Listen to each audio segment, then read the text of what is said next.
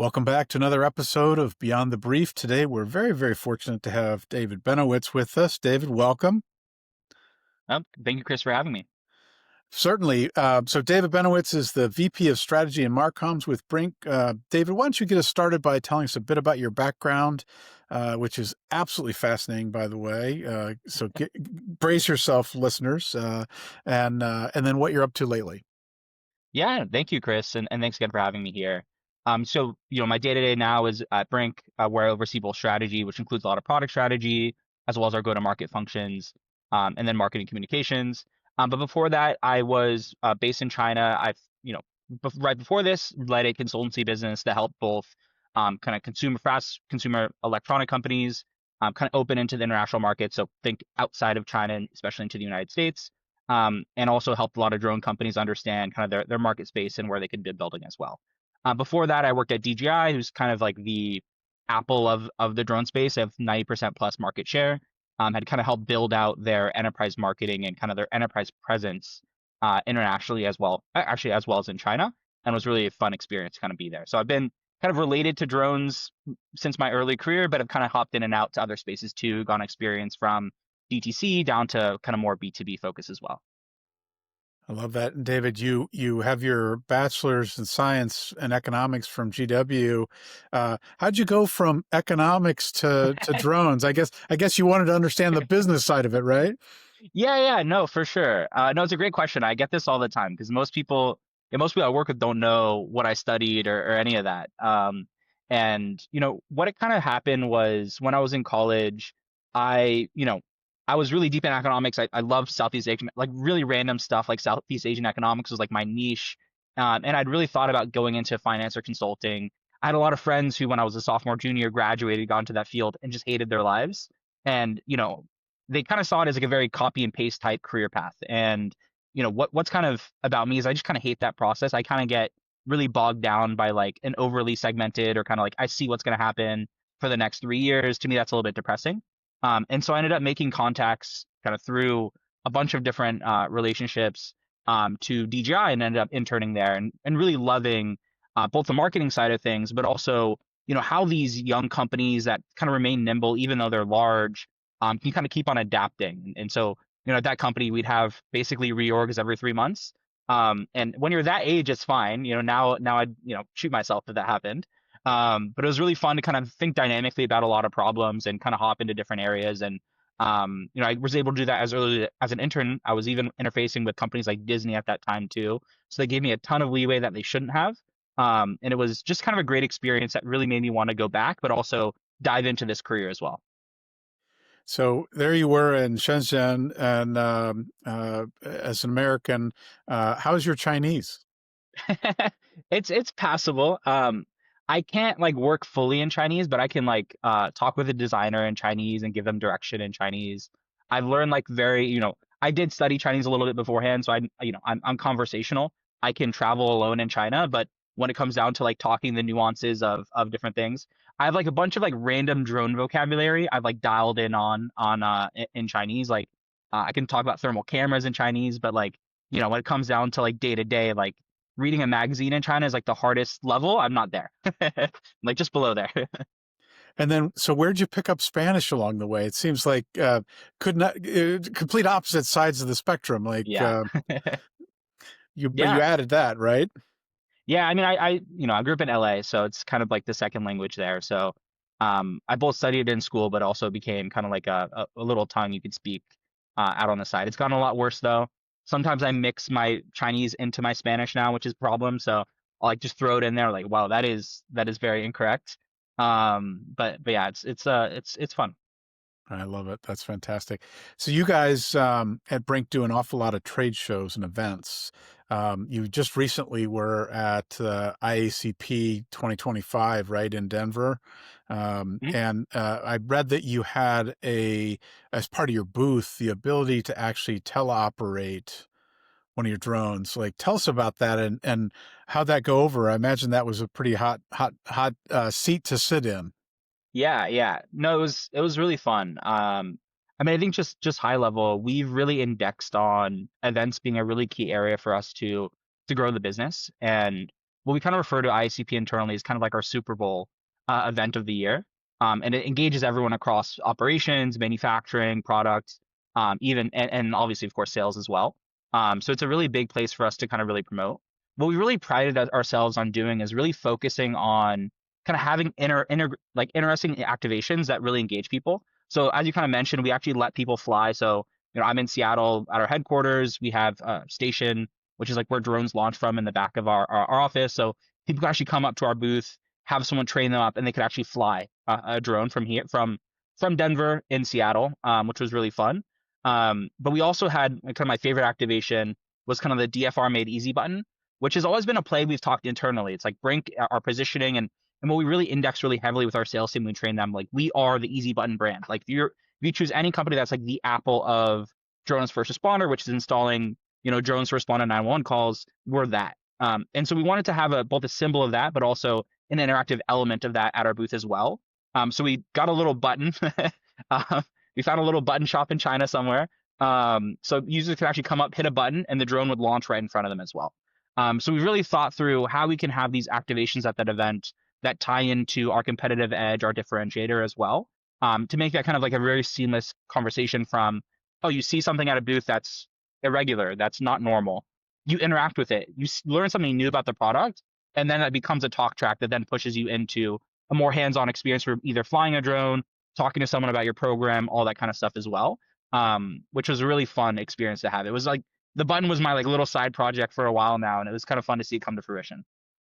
I think I saw a clip of that where your founder was standing in the booth and pushed the button. It actually emerges from a charging Yep. station, right? So it's really Yep. quite a presentation. I love that, and it just kind of makes it all come to life in a really realistic way. So is that same kind of technology work remotely? So you can, in essence, be somewhere else and push the easy button, so to speak, and effectively deploy it.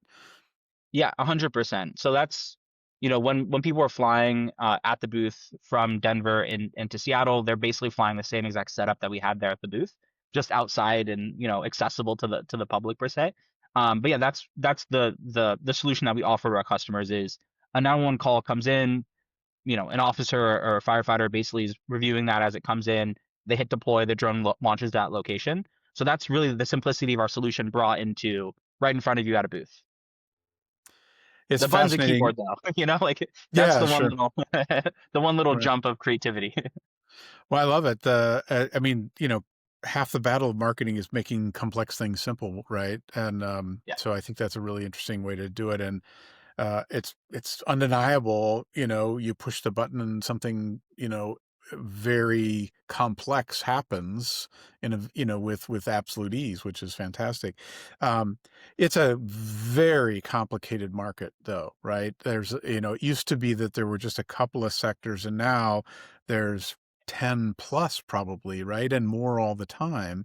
I was fascinated to learn that in the agriculture space that, people are using drones to assess soil potential for growing seasons Yeah. and, looking at the moisture levels to determine issues around potential fungus or pests, infestations. And the stuff that we all know about because it's in the media is, military applications and first responder applications, although even that's changing dramatically, right? So sometimes it's rescue, not, defend. So there's lots of different dimensions that are emerging. Tell us, as a relatively newcomer, you guys have been around for what, 6 or so years? Um, you know, 5 or so years. Yeah. okay, 5 or so years. But yeah. Yeah. So, but in the drone world, that's actually probably in the core of the bigger kind of growth, period. How are you focusing? Because one of the tendencies for a lot of companies in a hyper growth market is to try and do everything. How are you focusing? 100%. And this is actually, and I'll kind of come back to this point. This is actually why I joined Brink. I've been in that, 1 ton, 2 ton size company experience where you're trying to sell to everyone and support everyone as well. And, frankly, they kind of did it for quite a bit. But when it comes down to, especially as a young company who's building up from scratch, And our founder really, he was part of the Teal Fellowship and really prescribes the kind of Peter Thiel's advice, which is target a niche and expand from there. And so what I love about how we focus and how we kind of tackle the drone industry is we first started on the smallest niche possible. So we started with SWAT drones, like not drones for public safety. There's a niche within public safety that's SWAT, that's about 10% of all agencies. And we said, no one's making a drone for them. And so we as a brand and as a company decided, hey, we're going to make the best indoor SWAT drone possible, adding a ton of crazy features that didn't exist. Like, we put a cell phone in the drone, we added glass breakers and all this other kind of crazy capabilities that there's not enough market cap. There's not enough addressable market for a massive company to even do that. So even today, no one else makes a glass breaker drone because there's no real ROI to doing it.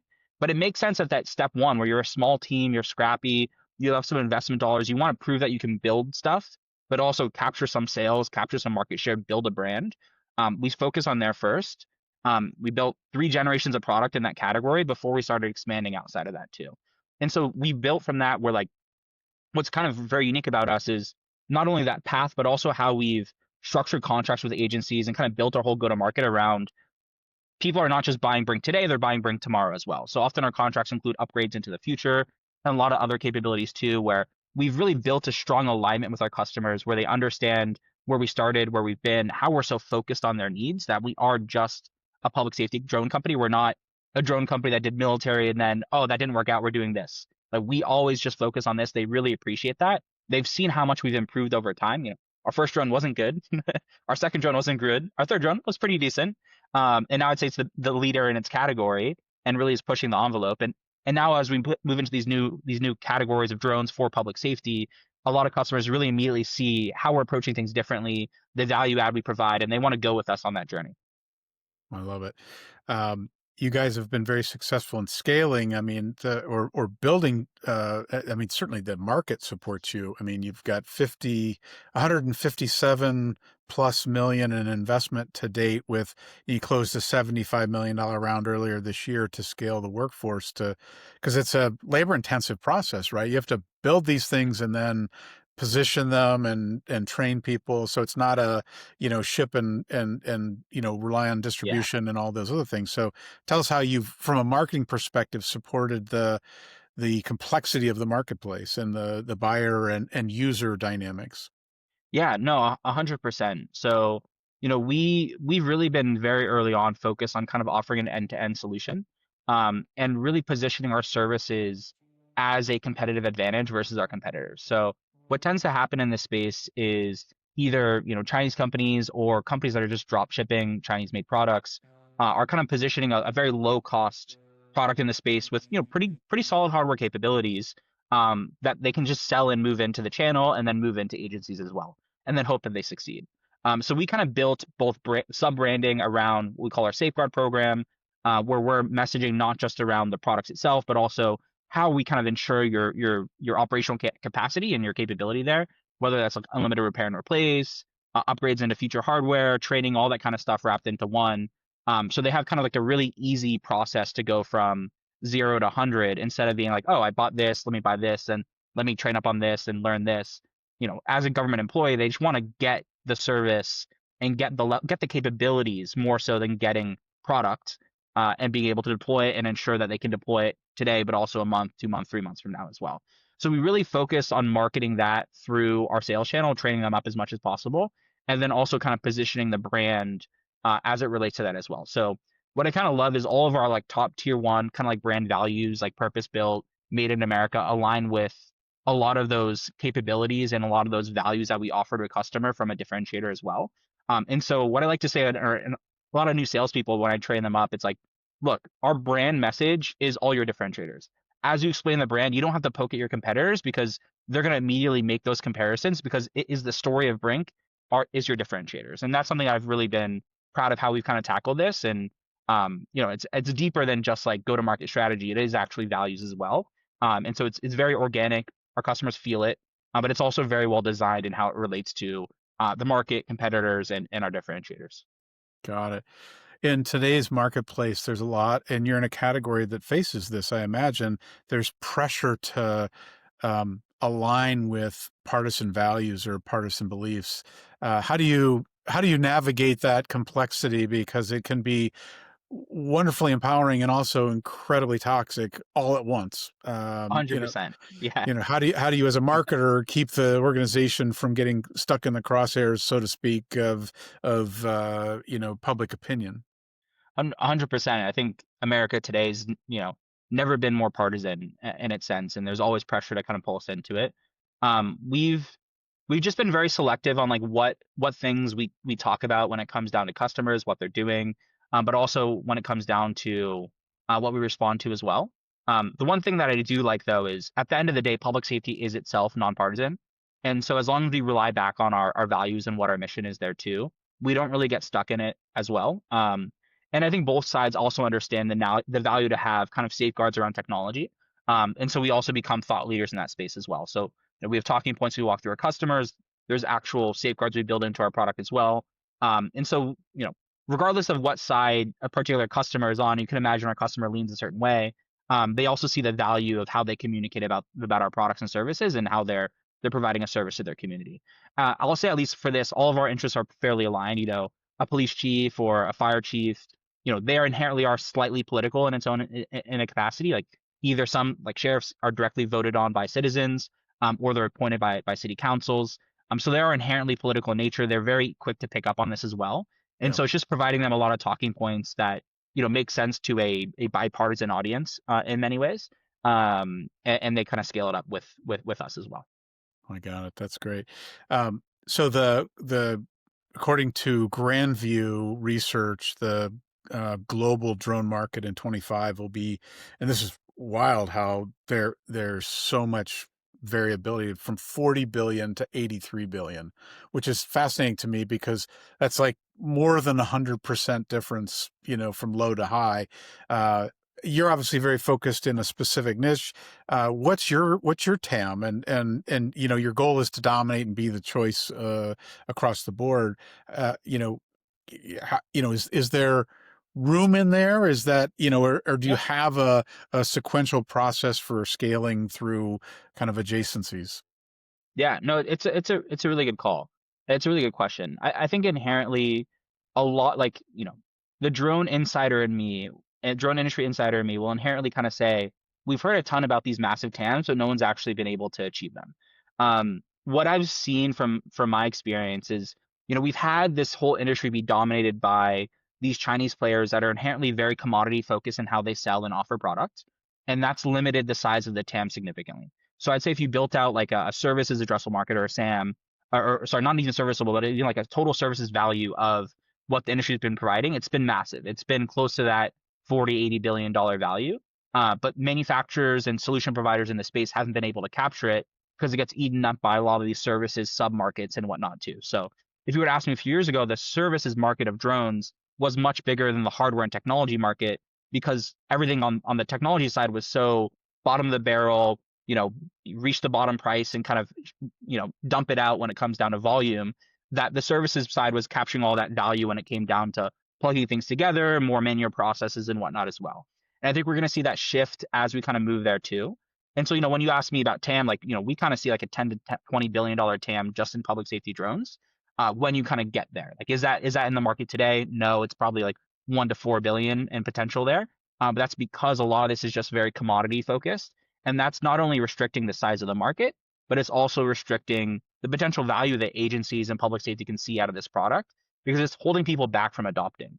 If you as an agency have to buy the technology, have to buy the drone, have to buy the software, have to buy 3 other different softwares, have to pay a service provider, or have to train up from zero and providing a training program to my team itself, and then a compliance program, get waiver, all this type of stuff. If you're doing that all yourselves or outsourcing all of that, the actual price you're paying is 100x what a company like us offers as a turnkey solution. And then there really aren't many other options when it comes down to turnkey too, because it's frankly hard to offer. So that's kind of where I see the TAM shifting to a lot of these larger numbers, but it's going to take us time to kind of get there, and we're starting to see that expansion too. A lot of that recent fundraising was us proving that out to some degree. Yeah, I love it. We spoke with a senior marketer with a company called Ubiquia, and they have a technology solution set that uh, basically takes passive electric devices in the public infrastructure, transformers and street lights, etc. And because power is there, brings in sensors and cameras and audio recorders and things that are doing, and imagine that those kinds of innovations are a factor. Even the glass breakage is what a great application, right? I'm aware of another sensor that's being used in the it's a video camera that can see through smoke and fog, Yep. and Thermal also cameras. through tinted windows, which if you're a first responder, you need to be able to see what's happening on the other side of that window. And many of the windows today, even if they're legal, it's a Yeah. big problem. I mean, there's all kinds of things that, a lot of the folks in the general market don't even think about in terms of like providing, proper care and support and safety. It's a fast changing market. How do you like, so I want to jump now, what is a drone? Like, cause there's lots of mythology or, misrepresentation of, Yeah. is a drone always have four propellers? Is it always, or can it be fixed wing? What is a drone and the way you guys define it? Yeah, yeah. It's a great question because I think a lot of viewers probably think when I've been saying drone, this predator type airframe that's 1,000 pounds, flying 1,000 feet up in the sky, viewing people far away and bombing them. That's 100% not what we do or what I think colloquial is being known as drone as we kind of move forward. Really, a drone is a small flying robot. Is I think in the pure sense of it, what's really it is defined as, and we're seeing a lot of people develop these robots like Boss Dynamics and whatnot too, but the first robot to be commercialized at this scale is a drone, actually, in reality. Um, People sell millions of them a year, and it's kind of moved really fast. But yeah, inherently it's a flying robot. Inherently it tends to also have a camera tied to it as well, and that's kind of how it all started with taking pretty photos for consumers, prosumers, all that stuff too. And now people are mounting more and interesting different stuff on it too. So drones like ours have thermal cameras on them, zoom cameras on them, loudspeakers on them to make announcements, sirens, red and blue lights. They have things like anti-collision lights so aircraft can see them as well. They have a ton of other technology that's being built on top of this too. That's kind of all being integrated. So what we like to say about our drones is like typically traditional drones have been used just for like situational awareness and public safety. We're also starting to become able to interact on scene. So we can make announcements. We can actually have two-way communications with people. We kind of talked about glass breaker attachments for our indoor product, but we can also deliver medical payloads as well. Things like Narcan, EpiPens, flotation devices, if someone's kind of drowning as well. So it's really starting to reinvent what drones can do. And this is kind of something I've seen since the beginning, which is where everyone's going to start day one with collecting a ton of data or collecting a ton of information and relaying that in real time to operators to make better decisions. And as we kind of get past that stage where we're entering now, is drones are actually interacting with the world in meaningful ways. And that really unlocks a ton more value, right? Like giving and relaying information to an officer who may think a call's hot and now it's cold is a life changing impact. But so is deploying a ton of Narcan to a city that's struggling in kind of a drug crisis. And so Yeah. we have a ton of different capabilities that are being pulled into and are shifting to, and we'll see more and more of that interacting with the public and providing direct service becoming more and more of a big impact for drones and honestly robotics in general. But drones first is kind of how I see it. Drones are kind of the bleeding edge of robotics. My daughter lives in Denver and is a big fan of doing what they refer to as 14ers, which are these ascents that are to 14,000-foot peaks, and there's a bunch of them around the Denver area. Unfortunately, the weather is the weather, Yeah. and sometimes people get caught up in weather that's quite troubling, and thunderstorms and all kinds of different things. And she was telling about the effectiveness of drones in using thermal sensors to determine where somebody might be, and even patterning fall sites, common fall sites. So they first cover the main pathways and then they move to the fall sites. I was like, what a great Like, because that can Yep, happen so much quicker than any collection of humans could do, right? And 100%. the last thing you want to do is put more humans at risk. Yep. Whereas a device that's very, very capable can work on your behalf to accelerate and improve the success rate of recovery and safe return. Fascinating stuff. So as you think about, I mean, you said there are a lot of the China manufacturers which have been around for quite some time is commodity plays. The uh, do you see the international market starting to try to do more manufacturing? Because I know that there's a big player in France, but in your sector and the way you're thinking about the business, is it going to be a regional game, or are you going to be the global player in your niche, do you think? It's a really good question. I think there's kind of two answers to this. So I think from a brand level and a solution level, there's going to be a few winners across each industry, and there will be a bifurcation, I think, between Western and Eastern players, because and kind of we're seeing this as well in kind of the space. The Ukraine war has made it really apparent to everyone that drones are inherently dual use, even if they're making them for consumers, they can very easily be weaponized and kind of brought into war. And so the U.S. and other governments, Taiwan, most of Europe have realized that we need to start building capacity. So there's starting to be requirements for and requirements around country of origin for subcomponents as well. So the supply chain won't be all based in China, but historically it has been. So I think there will kind of be Eastern and Western winners and players across each of these segments. So think public safety. There's going to be a public safety in China market and probably some allied nations with China that's dominated by Chinese players. And then there's going to be a mix of both Chinese and Western players dominating other industries. And there'll be probably 3 to 5 big winners in each of these segments. The segment's not being drones, but the segment being public safety drones, utility inspection drones, agriculture drones, etc. So I think that's kind of number one. I think when it comes down to like where drone components are made and how that's being made, more so than ever before, I think it's going to be fairly democratized. Where because of the Ukraine war again, and because of all this kind of geopolitical action happening with it, we're having a ton of like larger, um, you know, more premium products like ours that are more integrated, better cameras, better processing, all that stuff being made in America with a lot of components made here. But there's going to be an entire market that's being built now around kind of like this concept of drones as bullets, which is seeing them more as consumables that are meant to go down in wartime. And that's really ramping up in Europe. And I think there's some of that manufacturing that's happening here in the United States, but I think primarily like Eastern Europe is going to dominate that. Think kind of like countries around Ukraine, Croatia, Romania, stuff like that. And so I think we're going to see this bifurcation of kind of like Western components and then Eastern components. You're still going to have players like Japan and Korea in it at a lower volume, honestly. Taiwan, I think, will have in the coming years, a very similar approach to mass manufacturing drones like Ukraine, just in preparation for a potential war. And then I think China will remain and to have its own supply chain throughout, Mexico, Vietnam, Thailand, Malaysia, all that stuff. That's going to spread out there from both a supply chain side, but also a sales side as well. So it's kind of how I see like the bifurcation of this industry happening, where it's like the brands, only a few winners. When it comes down to actually making drones, I think 3 5 years from now, there's going to be more manufacturers of drones at scale than ever before. And for brands like us, that's great because we get better components as well. Like we've really struggled with, everyone's really struggled with like finding great components when you can't buy from China.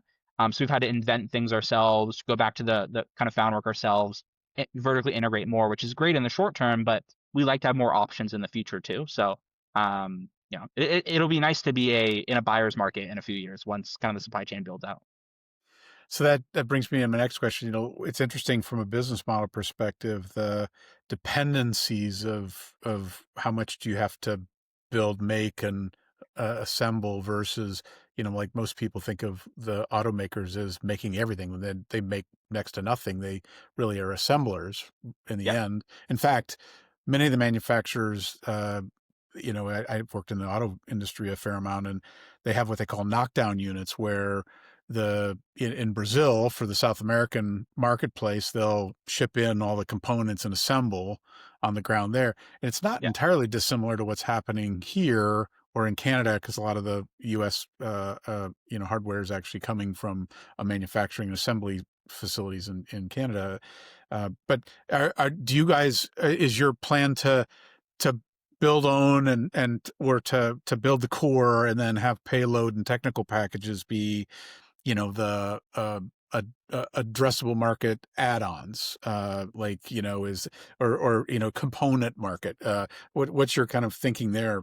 Yeah. I mean, the thinking really is to just slowly become more and more vertically integrated, but being selective around what we do vertically integrate, right? Yeah. Like what's really key to our customer, what's not out there in the market that if we do ourselves, we can do better. And then also relying on some strategic partners. Like our recent funding round was from Motorola. Motorola makes really great radio, so you can imagine some partnerships along that regards in kind of like subsequent years. But yeah, we're kind of working through this right now on like what that means. We have a very specific 1 to 2 year strategy for this, and honestly, after that, it's going to be a little bit of figuring it out as we go, depending on what's kind of happening in the market. Who's making great stuff, who's not making great stuff, and where is our competitive edge when it comes down to feature differentiators too. Because if we can buy it from vendors, that means our competitors can too. And so Yeah. it's about kind of being smart and kind of picking your battles, what makes sense. Like we were pretty smart really early on to like make our own batteries. And like, is that the number one competitive edge? Maybe not, but it was from a supply chain side. So a lot of our competitors came in hot water for buying batteries from China, and we didn't. And so it's just about making those kind of smart tactical decisions, understanding where you think the market's going to shift, what you see from vendors in the space, and also what customers really care about when it comes down to feature and capabilities. Yeah, that makes a lot of sense. So let's now talk about the buying committee and your ICP. One of the things that marketing, Yeah. we often, you know, brush over is that there's many people that tend to be involved in decision making. In the healthcare space, it's the hospital administrator, the surgeon, the staff, the logistics people, and procurement. That's a complex maze to get through. What's yours look like? Yeah, and specifically around ICP, what tends to happen is a chief is bringing their wife, they're bringing their top team and their kind of lieutenants as well, all to that event and kind of showing up. So there's kind of an element of the chief and their kind of social sphere, selling to the ego to some extent too, because they, once again, they're kind of politicians. And then also hitting in what these lieutenants want, which tends to be a lot more technical information. So it's kind of like giving that whole team a bear hug. So we have a lot of social events more geared towards those top level benefits when it comes down to the social side, making those deep rooted connections. And then we have a lot of those more technical activations at the booth and also some hidden activations in meeting rooms that really kind of like open up, pull back the curtain, so to say, where we like to be ultra transparent, especially with those lieutenants and lower staff, because they're on us with this journey of what they're buying today, but also what they're buying tomorrow. They love to give input on it, but also they love to know that we've thought about them. And so we tend to have a ton of engineers in those meeting rooms that are both listening, but also sharing how we've kind of approached things in different design decisions, and also sharing some prototypes of some stuff too to get feedback on as well.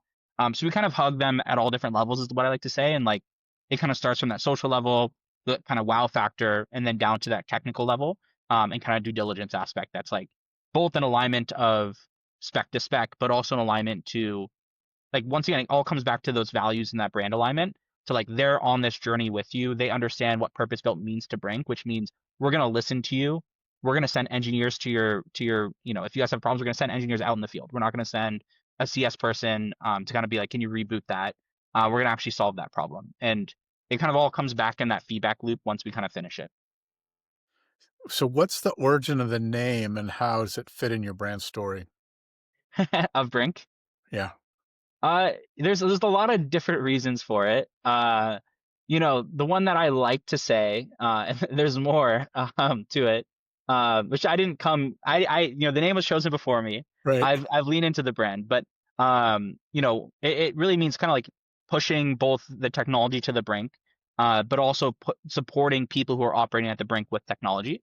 And then there's also a little fun tidbit, which BRINC stands for Blake Resnick Incorporated, which also ties into our CEO's name. So it's a little bit of like his kind of pet project, but also kind of this double entendre meaning for supporting our kind of first responders.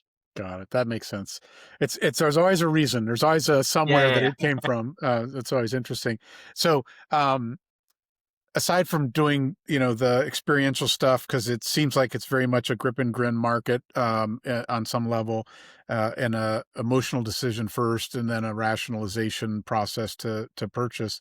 What's your partner program look like? What's the ecosystem look like for alignment to, kind of adjacency partners or distribution or support partners in the on the ground, that are supporting the SWAT teams and others that are Yeah. kind of your focus?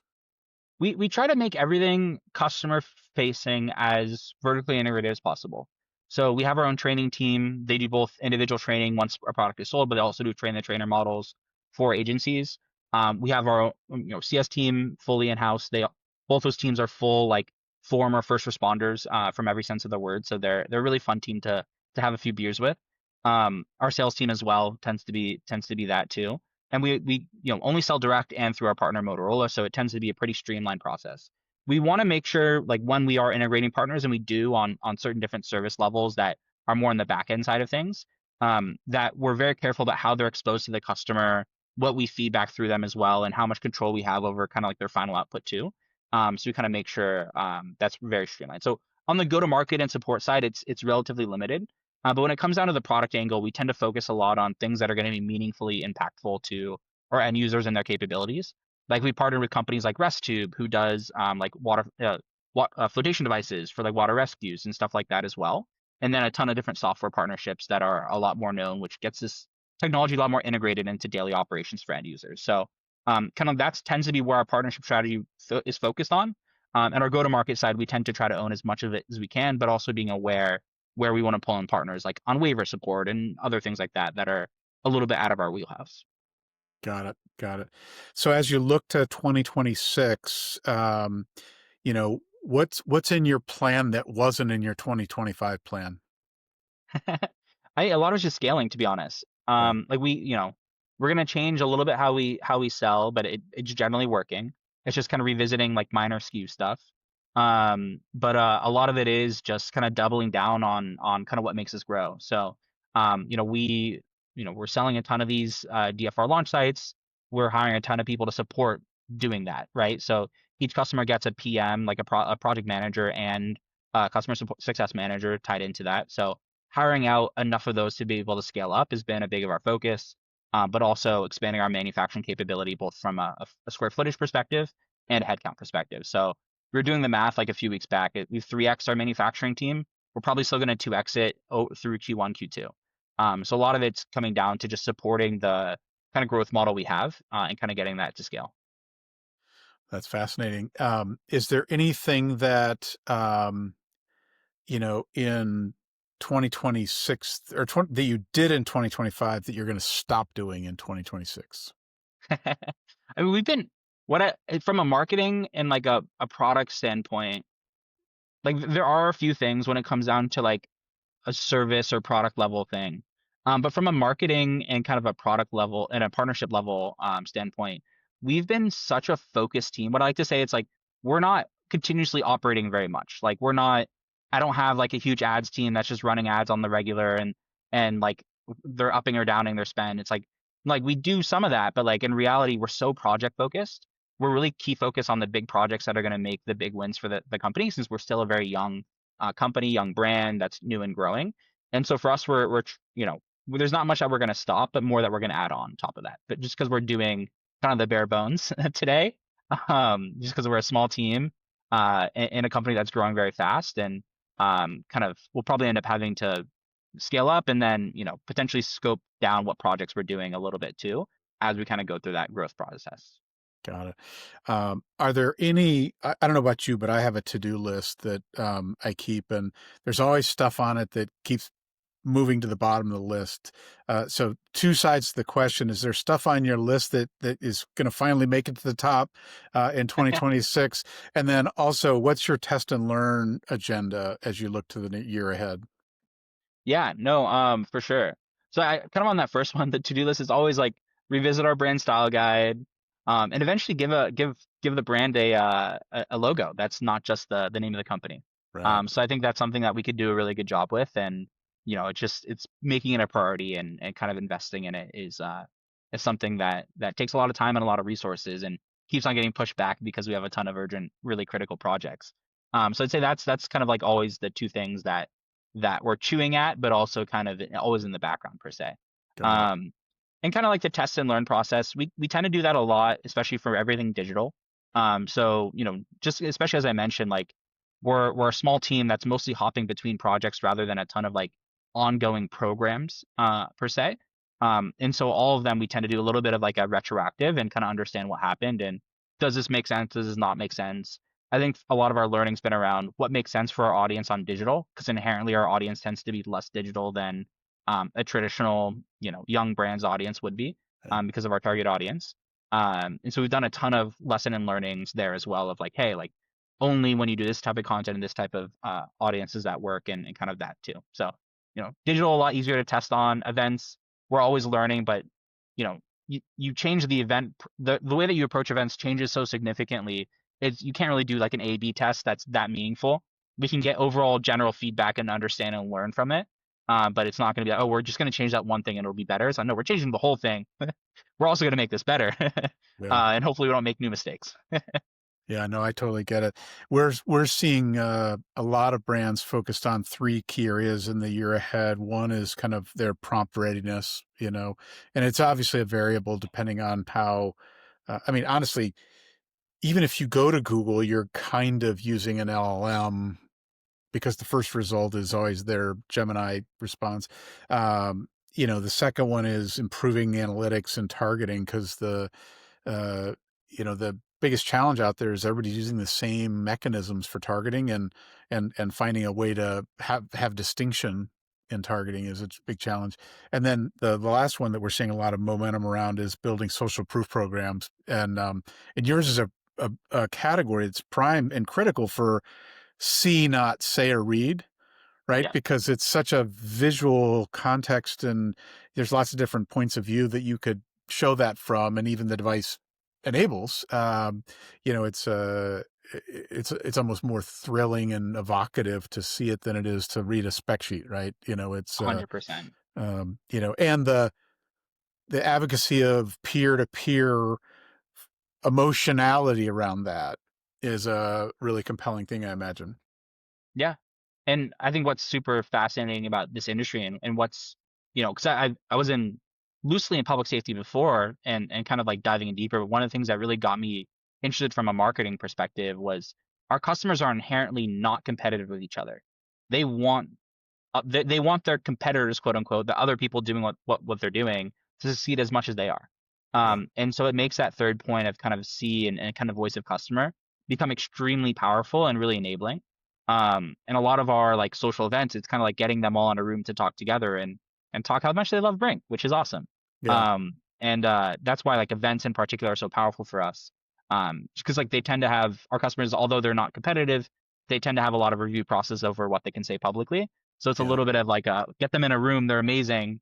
Ask them to do something on social. It's like, oh, let me talk to 5 different people first.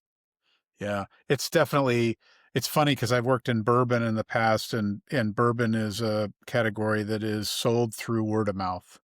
Yep. Yes, you do advertising to increase awareness, but it really is, I just tried this new bourbon and I think you should try it too. And that social interaction, that social lubricant factor, and I imagine it's similar in your category, is that, I, the social cachet, the social currency, if you will, of that advocacy and because you're right, it's lifting up everybody if they have a better result, a better tool set. Fascinating. As we look to the year ahead and even beyond, but thinking literally the year ahead, kind of starting Q1 forward, what's coming up for Brink that you want to make sure our listeners hear? Yeah, we always have exciting stuff coming up. Yeah, and we'll have a lot of new hardware coming out that'll be, I think, really exciting and kind of change the industry to some degree.